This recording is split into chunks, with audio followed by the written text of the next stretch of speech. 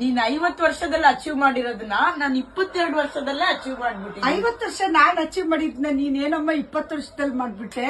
ನೋಡಮ್ಮ, ಥೈರಾಯ್ಡ್ ಇದೆಯಾ, ತಲೆನೋವು, ಬೆನ್ನೋವು, ಎದ್ರೆ ಕೂತ್ಕೊಳ್ಳಕ್ಕಾಗಲ್ಲ, ಕೂತ್ರೆ ಎದ್ದೇಳಕ್ಕಾಗಲ್ಲ, ಕಾಲ್ ನೋವು, ಇದೆಲ್ಲ ನಿಂಗೆ ಯಾವಾಗ ಬಂತು?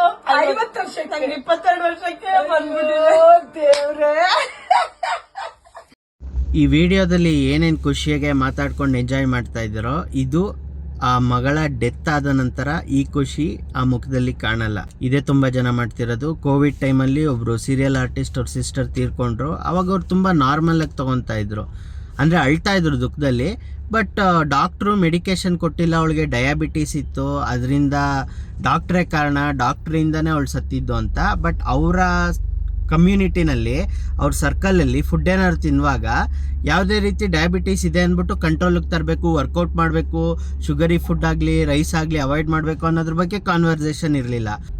ತಿನ್ನೆ, ಎಂಜಾಯ್ ಮಾಡೆ, ಇರೋದೊಂದು ಜೀವನ, ನಾವು ದುಡಿಯೋದೆಲ್ಲ ಏನು ಕೇಳು, ತಿನ್ನೋಕ್ಕೆ ತಾನೇ, ತಿಂದಿಲ್ಲ ಅಂದರೆ ದುಡ್ದು ಏನು ಪ್ರಯೋಜನ, ಯಾರೇನು ಅಂದ್ಕೊಂಡ್ರೆ ನಮಗೇನು, ನಮ್ಮ ಬಾಡಿ ನಮ್ಮ ದೇಹ ನಮ್ಮ ಇಷ್ಟ, ಇರೋದೊಂದು ಲೈಫು, ನಾಳೆ ಇರ್ತೀವೋ ಸಾಯ್ತೀವೋ ಯಾರಿಗೂ ಗೊತ್ತು.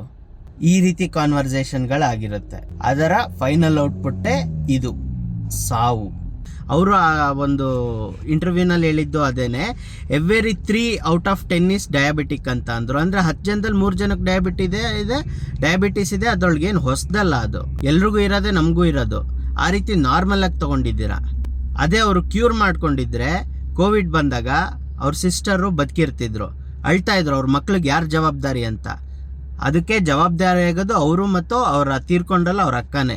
ನಿಮ್ಮ ಮಕ್ಕಳನ್ನ ಅನಾಥ ಮಾಡೋಗ್ತಾ ಇದ್ದೀರಾ.